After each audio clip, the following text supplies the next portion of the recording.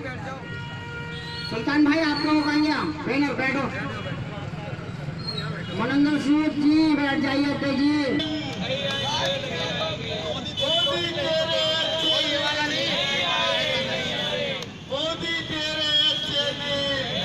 ये हमारा यूथ कांग्रेस का प्रदर्शन गैस के बढ़ते हुए दामों को लेकर है कि मोदी जी ने वादा करा था कि मैं जो हूँ गैस का सिलेंडर सब घर पहुँचाऊँगा।